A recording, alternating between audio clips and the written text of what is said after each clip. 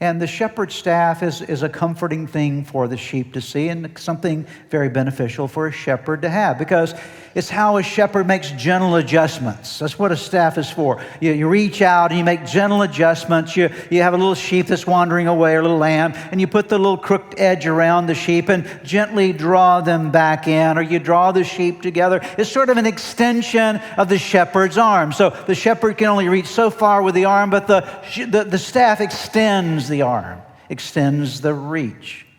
And there are many times in life as you're walking through various seasons, not only the valleys, but sometimes even the mountaintops of life, that God has to get his staff out and gently nudge you along the way with the instruction of his word, with the working of his Spirit, with the working of God's sheep around you, that he works this process of adjusting our life as it needs to be adjusted.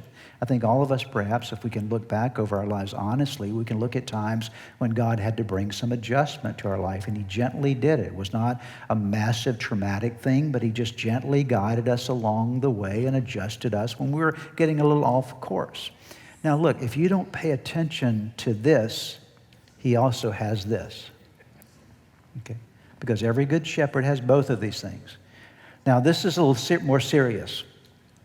The rod is a shorter stick, is beefier in nature. It's something that can be flung at animals that are threatening the flock, but also it can be flung toward a sheep, not to harm them or hurt them in any way, but to get their attention. We might say that the rod is there for not only discipline, but warning. It helps that sheep to realize, this is serious. I can't stay on this track anymore, because sheep at times can be very stubborn and strong-willed in nature. And so the shepherd says, you haven't responded to my staff. Let me see what you'll do with my rod. Okay.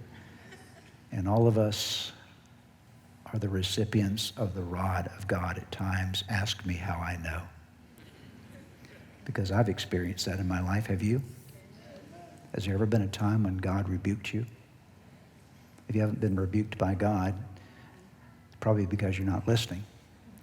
Because God has something to say to all of us. We need the adjustment of God by his staff and the adjustment of God by his rod, and he rebukes us, and he, not to hurt us, not to damage us, because all correction from God is based in his love. It's always based in his love. It's not based in retribution toward us.